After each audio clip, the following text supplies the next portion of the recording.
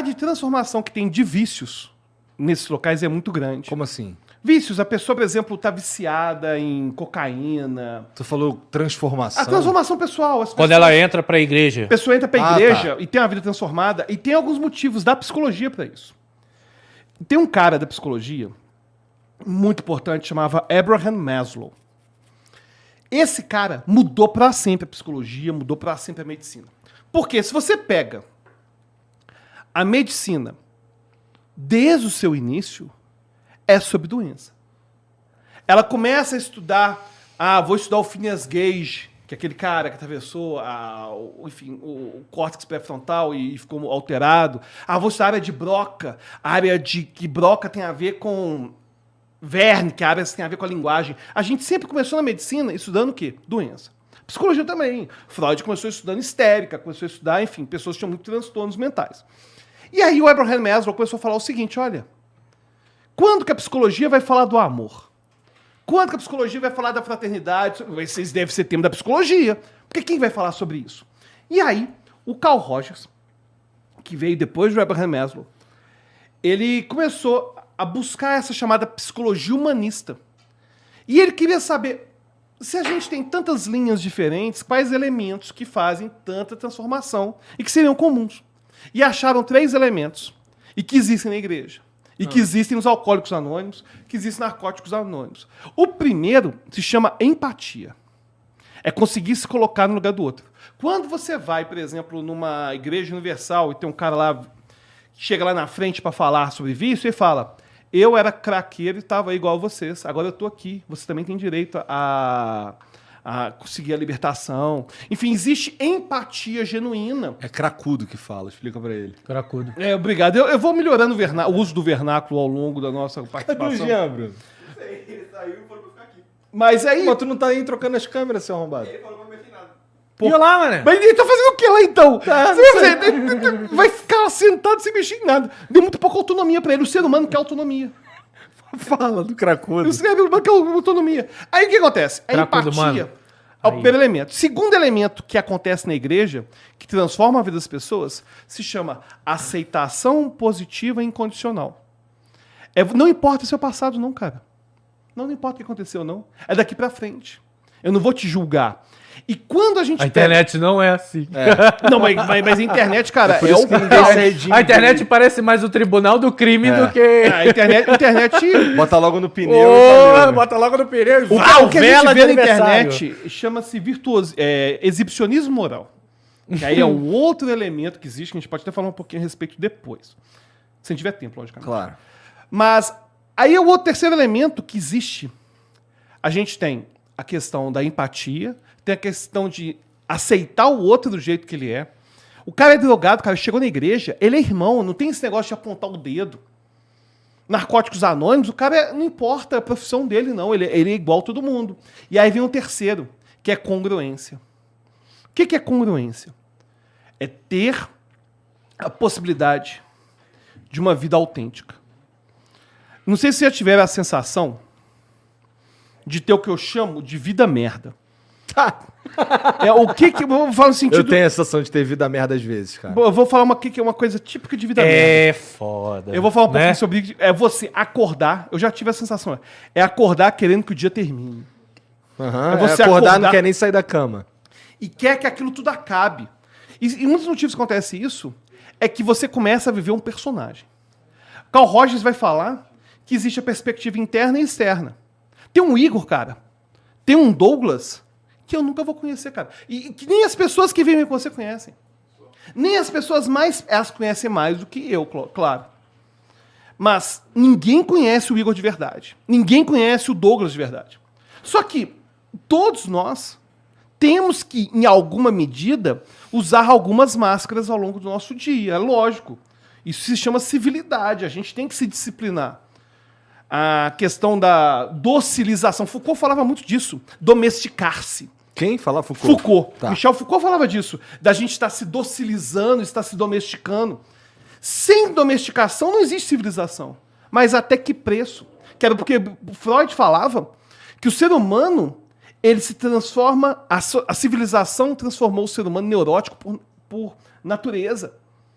Porque no momento que o ser humano teve que começar a viver de acordo com regras, ele parou de ser um ser humano Que precisava se importar. Quer dizer, passou a ter que se importar com Ele passou a coisas. se importar. E isso se chama civilidade. A gente tem que se importar mesmo. A gente é mais do que isso.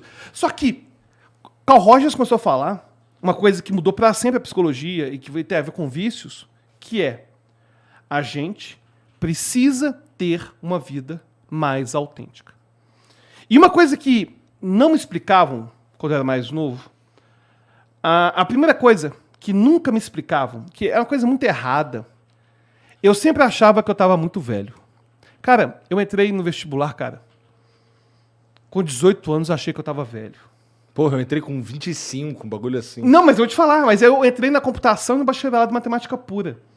Abandonei tudo no sexto período, cara, eu não aguentava mais computação, com todo respeito. Eu não aguentava aquele negócio mais, cara. Eu queria saber Não, mas sobre- a gente surta.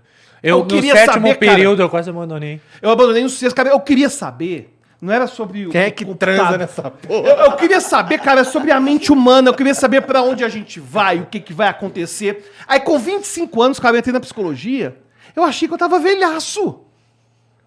E aí eu falei, vou trabalhar. Cara, eu sempre achava que eu tava velho, independente da idade que eu tinha. Tem gente aí que tem 20 e poucos anos e acha que tá velho.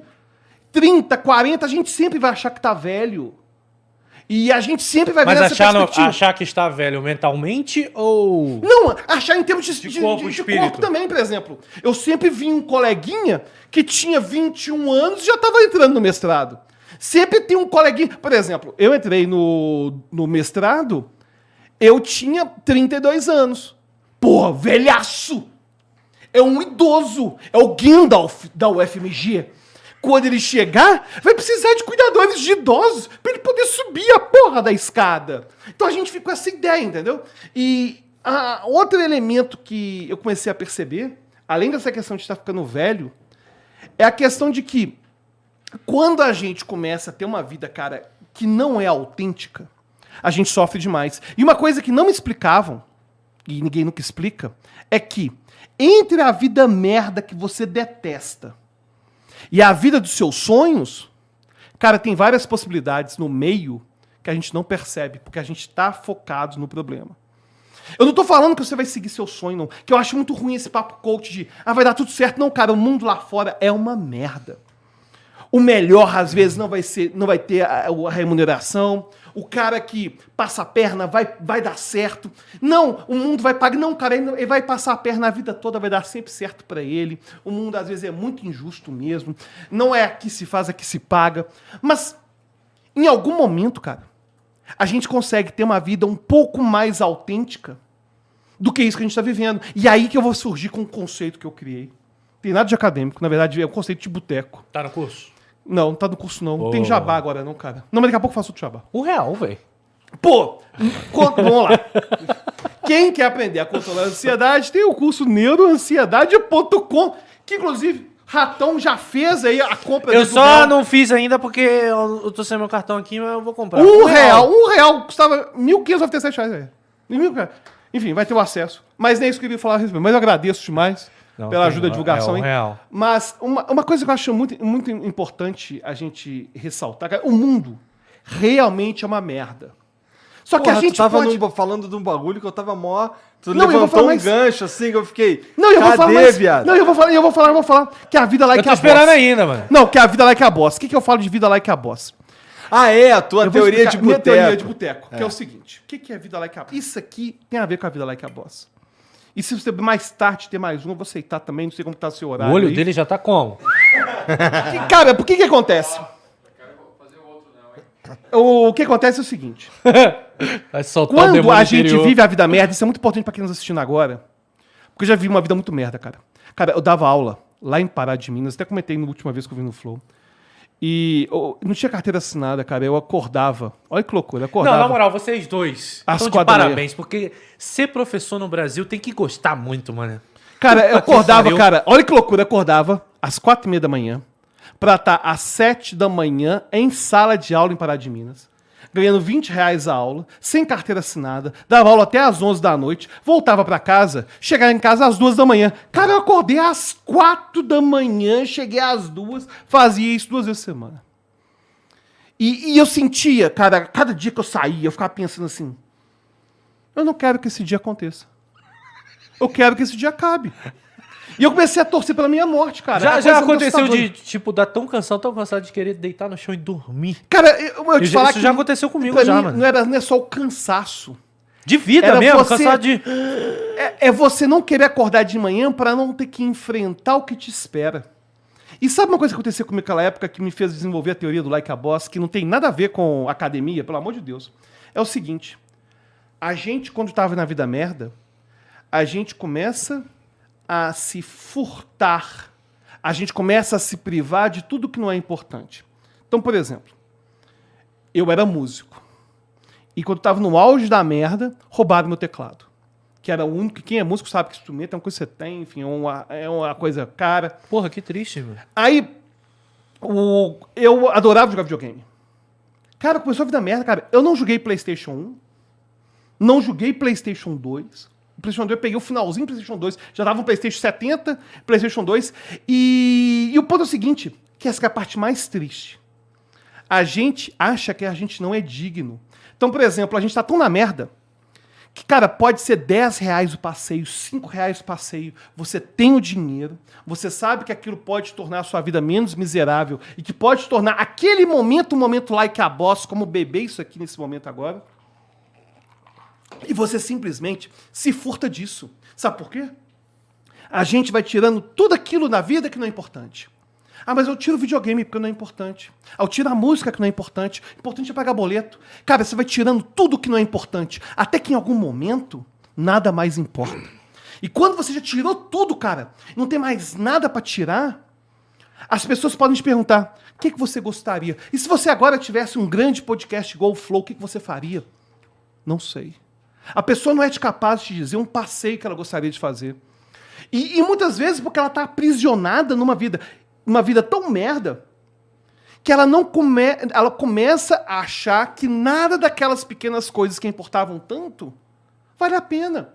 E a pessoa começa, cara, a ter uma vida de simplesmente negar qualquer tipo de pequeno prazer.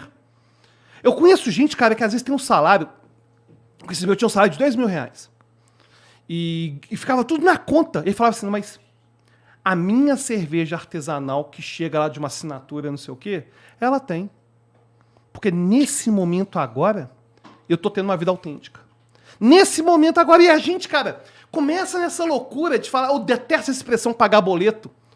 Porque pagar boleto é uma expressão escrota. Porque é uma expressão que dá a entender... é escrota. Escrota. É uma coisa escrota. Eu vou falar por quê. Porque dá a impressão que ser humano é pagar coisa. Não, cara. Inclusive, uma coisa que eu acho importante a gente ressaltar...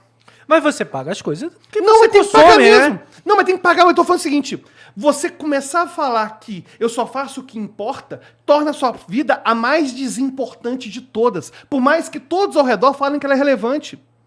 Inclusive, uma coisa interessante, que é um exercício que eu gosto de fazer, é a busca pelo ordinário. Porque todo mundo nos ensina a buscar o extraordinário. Aí eu quero... Cara, claro que ser reconhecido é legal. Claro que você tem um livro que é best-seller, é lógico que é legal. É claro que você tem o Flow, que é o maior podcast do Brasil, Like a Boss, que construiu com muito suor aí nesse tempo todo. Claro que isso é legal, cara. Isso é o extraordinário. E todo mundo busca o extraordinário, mas nem todo mundo vai ter o extraordinário. Mas, até mesmo quem alcança o extraordinário, muitas vezes ignora a beleza do ordinário. A beleza de acordar de manhã e fazer um café com a família e comer um pedaço de pão. A beleza que é poder assistir um filme, sei lá, no Netflix. A beleza que é poder tomar esse drink aqui agora na companhia de pessoas que são interessantes, pessoas que você gosta, entendeu? Então, essa busca por uma vida autêntica é uma coisa que as pessoas não buscam mais. Você tem uma ideia, cara? Eu dava aula na faculdade de Direito, lá na Psicologia Jurídica, e eu perguntava, aqui vão sair os maiores juristas do país. Os maiores juristas do país vão sair dessa sala aqui do FMG. Se você pensasse em todos os movimentos, todas as ações que você tomou antes de sentar nessa sala, quantas que foi você, genuinamente você que escolheu? Por que você está aqui hoje? Ah, eu estou a fim de estabilidade. Quando que estabilidade? Quando que aquela criança que tinha 6 anos de idade queria ser astronauta, queria ser corredor de Fórmula 1, queria ser lutador de MMA ou youtuber? Quando que aquela criança foi convencida de que o que ela precisa é subsistência? E quando que ela foi convencida que ela não tem mais direito de ter nenhum tipo de prazer, porque aquilo, pequenas regalias, não vale a pena? E quando que ela começou a perceber que se não for extraordinário, não vale mais a pena? Existe uma necessidade, a meu ver, de uma busca pelo ordinário. O extraordinário, cara, é incrível. Mas será que a gente não poderia também estar se conectando com o ordinário? A gente sempre fala do ordinário como se fosse uma merda. Eu já vi gente falando assim, nossa, fulano de tal é medíocre. Medíocre por quê? Ele tá saindo com a família dele, ele tá jogando pipa, ele tá jogando Street Fighter, perdendo pro Blanca. Ele tá tendo uma vida que é uma vida autêntica. Cara, eu vou te moer. Isso aí é um desafio pro Street Fighter? Eu gostaria que a gente tivesse aqui, publicamente, você contar aqui. Alguém já te fez 3-0 no Street Fighter aqui no Flow antes? Não, Mas você virou 5-3. eu virei 5-3. Isso é uma lição da vida que a gente tem que saber quando parar. Quando eu fiz 3-0... Esse cara, ele falando esse bagulho aí da busca do ordinário e a existência do extraordinário, eu juro que se ele mandasse eu abrir a Bíblia em alguma página, eu abria, mané. Porque a gente procura por isso, né, meu parceiro? Cara, mas... A gente, sinceramente, às vezes eu fico... Caraca, como é que eu cheguei aqui, brother? Não, é assim, eu não tô zoando, mas muito do que os meus amigos sabem. Que assim, eles chegam pra mim e eu me vejo muito nisso aí que você tá falando. Porque assim, apesar de eu não achar que eu vivo aquela vida merda que a gente tava falando antes, Claro. muito do ordinário ficou pelo caminho e eu tô tentando retomar. No sentido que quando as pessoas me perguntavam, na verdade, pô, cara, o que você gosta de fazer? A minha resposta sempre era, nada, cara. Não tem nada que eu gosto de fazer, de verdade, assim, que eu faço no meu tempo livre. Você esquece até a sua cor favorita. Pois é, Pra você ter cara. ideia. Em que momento que esse Igor se tornou, às vezes, uma pessoa que não se olha pra dentro, sabe? E é um exercício que a gente faz todo dia. Não é um exercício pra nos causar tristeza. É um exercício pra nos causar a ideia de que, peraí, cara. Você não é só o Igor 3K. Você é o Igor Coelho. Que tem uma família, que tem filhos e, enfim, que tem uma mulher que te ama, que gosta de fazer um monte de coisa. Entendeu? E a gente se furta. Meu Deus do céu. Agradeço. Já Você deu tá. merda, hein? Toma cuidado. Você tá. Mano, de onde é que surgiu aquela tesoura ali, velho, que tá na mão dele? Não, isso Eu aqui também não sei. tá na pauta. Tá nada, sai daqui com essa porra. Do nada, Mas- mano. Mas vai lá, fala. Mas enfim, aí a questão essa busca, essa geração de hoje. Cara, uma coisa que agora uma coisa que eu detesto também, sei o que é? Jovem domesticado. Cara, o jovem tem que ser domesticado, não, cara. O jovem tem que ser. Cuidado que você tá falando. Não. Porque se incentivar jovem a não ser domesticado, tem um meio termo aí. Não, você Toda vida tem um meio termo. Não, sabe por quê, cara? Eu vejo, Porque cara. jovem é a obra do capeta. Não, cara, mas Jovem tá... tem que acabar. O jovem tinha que Sabe o que eu acabar. acho do jovem? Eu acho que quase tudo que o jovem fala, eu acho que é merda, com todo respeito. Não, todo respeito. Eu já fui jovem merda pra caralho. Mas já fui mesmo, Com jovem todo merda. respeito, é muito bom, Mas sabe né, que- cara? mas sabe que eu tô Aí, falando com isso? todo respeito, vai tomar no cu. Não disse não. Mas sabe por quê? Mas sabe o que eu acho interessante, cara? O jovem, ele... Tem uma coisa interessante do jovem, que ele acha que a geração dele vai ser boa pra caralho. Não, e ele acha que ele sabe da porra toda. Sabe, cara? É o bastião da moral e Mas, da... mas uma coisa que eu acho legal do jovem é que existe um momento do jovem ser domesticado e virar o pagador de boleto que acha que não merece assistir a estreia do Homem-Aranha no cinema. Mas isso vai acontecer com